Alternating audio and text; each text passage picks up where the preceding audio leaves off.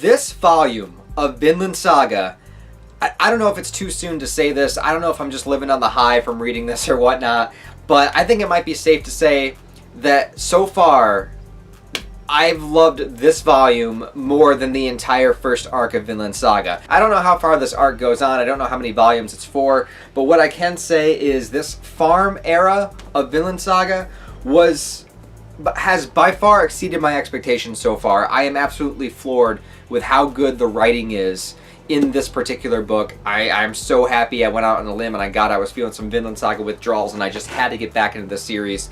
And holy crap, I'm so glad I did. And this makes me even more excited for the anime to return if it ever does. This series decided to pull this big switch in its storytelling and what it was doing, where we had Thorfinn being, in a band of mercenaries under Askeladd, and after Askeladd was killed and essentially everyone was disbanded and there was nobody left, our main character Thorfinn got sold into slavery. And I think this arc is going to have a lot to say about slavery in general. So far in this volume it really has, with the idea that these people are not these people are property and they're being treated as such. They're being treated as dirt, as less than dirt. Even though the guy that owns the ranch, Keitel, I think his name is, I can't quite remember. I'm a little bit bad at remembering names, but you guys know this if you've been watching my reviews.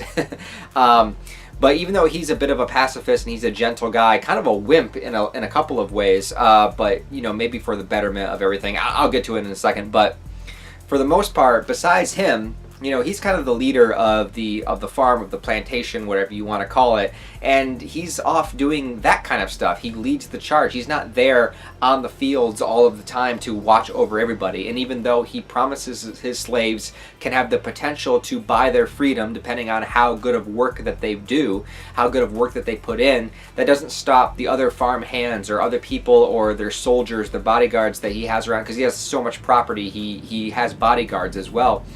And all of them treat the slaves like absolute garbage, and the slaves can't do anything about it because they're slaves. And slavery is a very horrifying, real thing that has happened all over the world throughout all of mankind.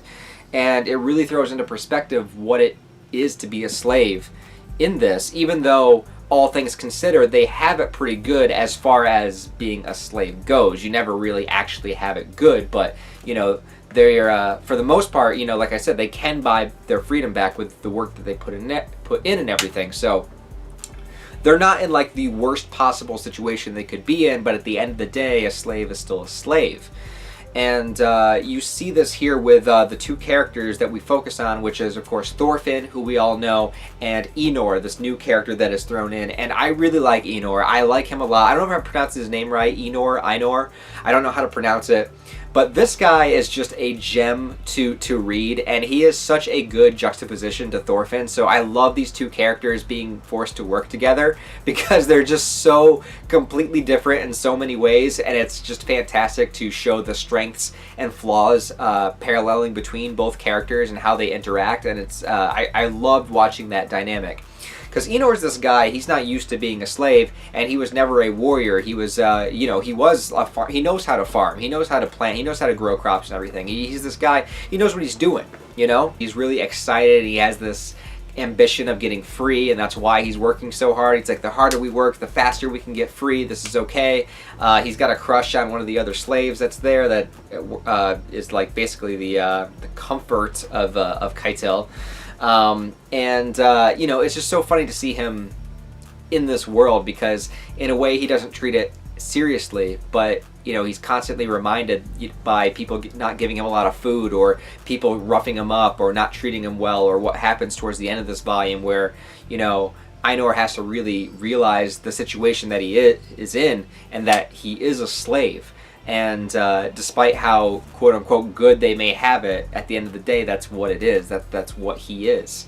Now, with everything going on with Thorfinn, this is incredible. There's so much character development for Thorfinn in just this volume alone. I can't imagine what the rest of the arc or series is going to be like. Thorfinn is basically just absolutely depressed. He is empty, as it's stated later in this volume.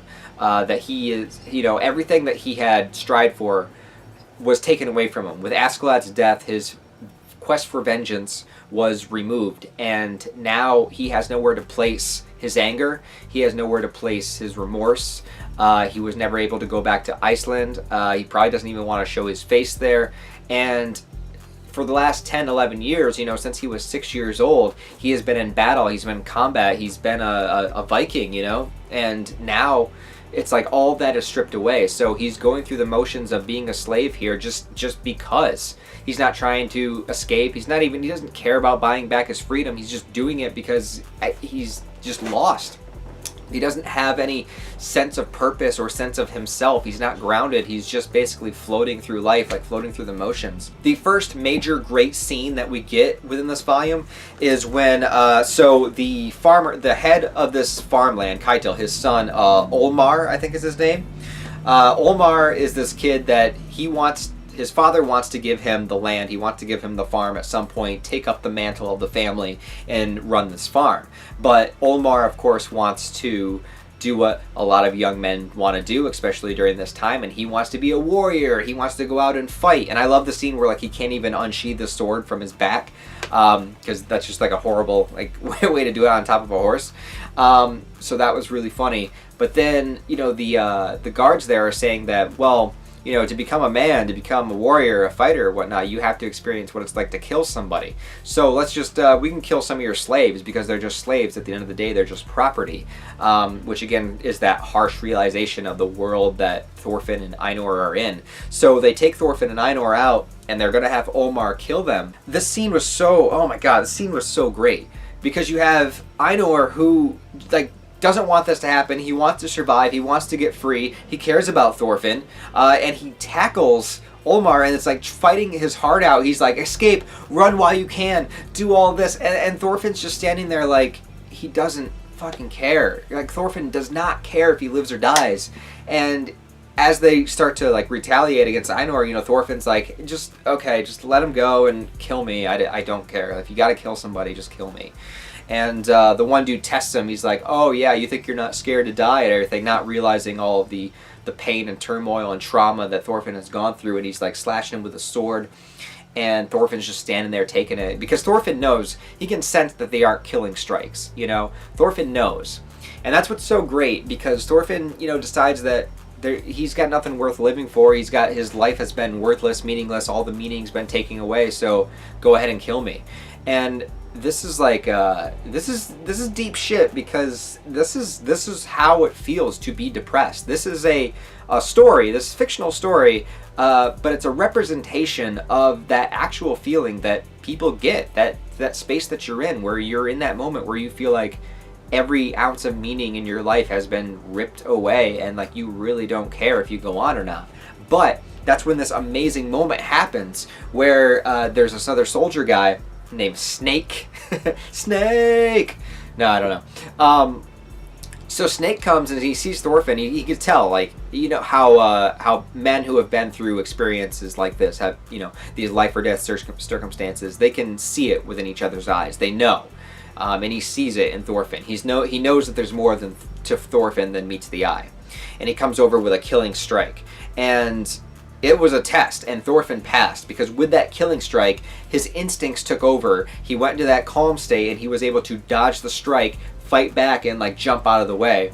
And Snake basically tells him that's like, well, it looks like your body didn't want to die. As much as you say that you want to die, it looks like you defended yourself right there.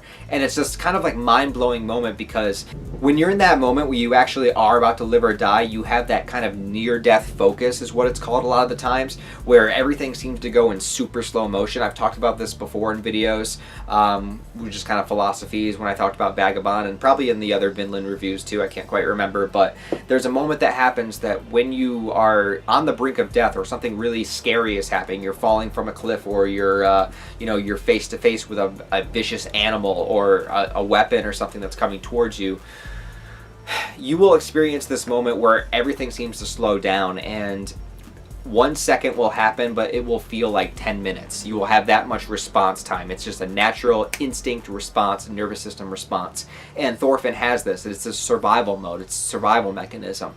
And it shows that even though maybe his spirit, his feelings, his thoughts are saying that he doesn't care if he lives or dies, your body is still going to try to keep you alive no matter what. That's your body's job. That's what it does 24/7, is it tries to keep you alive. And if you've been through these experiences, these life or death scenarios, and when you're put into a life or death scenario, instinct takes over. There's no room for thought, there's no room for contemplation, thinking about this or that, or, oh, I guess I really don't want to live. There's no time for that. You are actually put into a position where, like, you have to get out of the way right now. Your body overtakes you, your nervous system overtakes you, there's no room for thought, and you save yourself. So when that moment happened for Thorfinn, I think this was a huge shock to him, because he never expected himself to actually, like, get out of the way, to actually dodge, to actually, like, be not fearful of death, but just that instinct to not die. So I thought that was a really powerful scene, and it definitely overtook me emotionally reading it. Now, the other thing that happens here after that is, well, one is Thorfinn has been having nightmares, and we get to see the nightmare at the end of this volume, but Enor always wakes him up out of the nightmare because he's screaming, he's twitching, he's tossing and turning, and Thorfinn asks him, you know, why did you do that? Why do you wake me up every time that happens? And Enor is just like, well, because we're friends. And it's this moment that Thorfinn doesn't understand, because if you think about it, Thorfinn's never had a friend. He was with Askeladd's band. The only unity they had was the fact that they went into battle together, you know, or got drunk together. There wasn't that kind of friendship, loyalty there between anybody. So the fact that Thorfinn would have somebody that cares about him enough to see that, oh, he's having a bad moment, I should wake him up.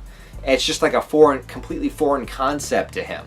But because of that moment, Thorfinn starts to open up a little bit more to Enor, and they start working together and, you know, finding ways to till the fields better and whatnot. And I never thought I would care so much about wheat, but I really care about growing wheat right now.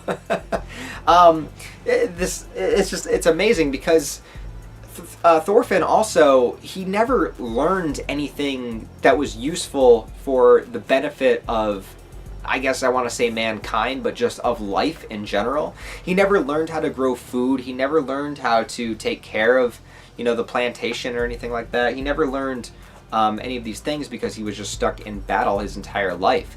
And so the fact that he's probably like 20-ish years old, I'm assuming, that Enor is telling him the reason why it's important to have a plow and to have a horse help you and to not just do it by hand, and the reason why you know, these fields need to look a particular way, or how the seeds need to be planted, or anything like that, or like fixing a leak on the roof of a house. And the thing is, like, the parallel that you see here with the storytelling, it's not about growing wheat. It's about showing the time, the patience, the care, the work, and the struggle that goes into making something live and thrive, as opposed to how simple it is to destroy something. Because we were seeing Thorfinn as a rage-fueled beast, and how easy it was for him to kill people, and how easy it is for a man to kill another man, how easy it is to join battle and believe that, oh, you're going to go to Valhalla, so it's okay, you can kill, and all of these things. And even how, and I don't want to say easy, I don't want to oversimplify it, but when it comes to nations overthrowing other nations, everything that's going on with Canute right now in this volume and everything, how much easier it is to destroy than it is to create, and how much time it takes to put into creating something. And so Thorfinn learning all of these things about how to grow wheat is about Thorfinn learning how much love, care, and time it takes to grow something that's useful, you know, whether it's outwardly, whether it's food, or whether it's within yourself. So that's what I believe is the point of this. That's what I believe is what's happening here on sort of an inner, more psychological level as we're watching two characters farm. There's one great quote that happens in here. There's a couple great quotes, but this one really stood out to me.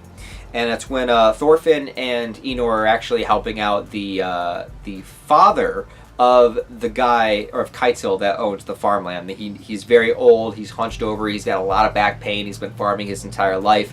His body definitely has the toll of doing this for a very long time, and he's been kind of like, he's letting them borrow a horse as long as they do the chores around his house and everything. It's a whole thing, but he says he was listening to Thorfinn when Thorfinn opened up and talked about how Askeladd was killed, and how because of that, you know, his entire life purpose was thrown out and he feels empty.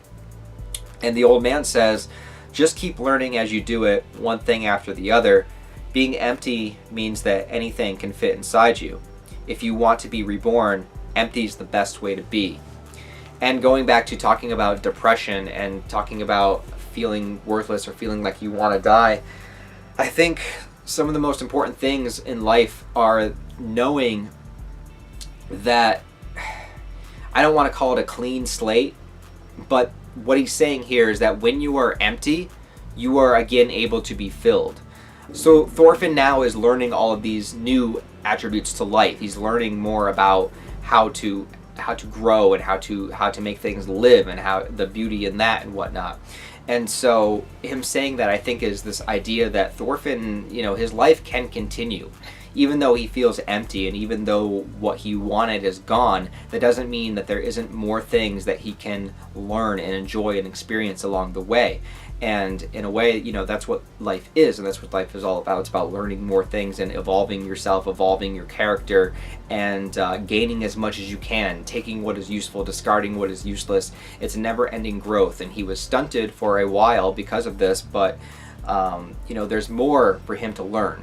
There's a lot more for him to learn and to move forward, and the fact that he's alive gives him that opportunity. So the ending of this deals with the fact that Thorfinn and Einar had tilled all these fields, had all this wheat growing. It was great, it was fantastic, lots of wheat. And these farmhand bastards that didn't like the slaves growing such good crops decided to go and screw up everything. They tore everything up from the root. They absolutely ruined it. And I'd never been so mad over wheat before, but I was so mad.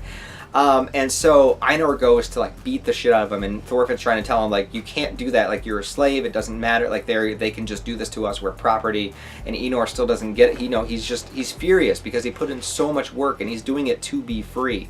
And so he goes to them, and at first I thought Thorfinn did this to protect Einar so that Thorfinn would be the one who attacked them, so Einar didn't, but Thorfinn just decks one of them right in the face. But then it causes this whole fight to break out between them. And then we get to see, because Thorfinn gets hit in the back of the head, he kind of gets knocked out, and we see what the dream that he's been having is all about. And it's sort of like he's being pulled into hell from all the bodies of the people that he's killed along the way. And we see Askeladd, or a vision of Askeladd in his mind, and he asks Askeladd, is this Valhalla? Is this what this is? Because he's just in a place where all these people, these dead people, are just warring with each other and fighting each other and enjoying it. And Askeladd tells him no, this is real life, this is the world, which is absolutely true, because they live in a world, and we still do in many respects today, where people just get off on the destruction. They get off on killing each other and war and battle and finding the glory in it, finding the righteousness in fighting. And Thorfinn's being pulled down, and Askeladd's telling him, you lucked out, you escaped, but, we're going to keep trying to drag you back here. And it's this metaphor of being able to escape kind of the vicious cycle of what's happening with the world, and Thorfinn being above that. And basically what Thorfinn's dad told him, Thors, was saying that a true warrior needs no sword, is because otherwise you just become part of the same cycle of violence in this world that they're in. As he's dreaming, there's the metaphor of him kind of climbing out of the rocks, and his vision of Askeladd tells him to climb, that this is your struggle, that this is your battle. So your battle is climbing out, climbing away from what everything else in the world seems to be set up to be designed to do, to be better than that, to rise above. And I feel like that is the battle that Thorfinn is going to be trying to fight, to not fall into this chaotic, barbaric system of fighting and war, and that violence solves everything. He's going to try to escape that, to try to not be that. But how do you do that in a world that is just consistently destructive? And I guess we will see. So the only other things to mention real quick, Canute's development. There's another war brewing, so Canute is trying to basically maintain his hold on everything that they took over before, and he's definitely changed a lot as a person. He's much more strict, he's much more stern, he's much more confident in himself, so it's cool to see that. Thorkel was there for a little bit, but we didn't get enough of him. We heard rumblings, I believe Harold, which is Canute's brother, so that will be very interesting. I know at some point those two will definitely have to meet up, and we haven't really seen Canute's brother at all. and I'm wondering if Thorfinn will fall back in and meet Canute in another way, or meet Thorkel again. I'm sure something will happen with that. Anyways, guys, let me know what you think of this volume, or book 5 of Vinland Saga, the beginning of the farm arc, because I find the writing to be absolutely fantastic. This is really, really great to see the story going this way, and it's going to be quite the delight to try to see how Thorfinn will evolve as a person while still being in this world, while still being a slave. So we're going to see what's going to happen with that. Thanks a lot for watching this video, guys. Please give it a like, a thumbs up if you enjoyed it, and comment down below, because more interaction with the video helps it be seen in the algorithm better. Share it with other Vinland Saga fans if you want to. Subscribe if you want to stick around. Maybe subscribe, but you don't have to, but it's cool. It'd be cool if you did. Other than that, check out the links below for the Discord and Patreon, and I will talk to you guys in the next review.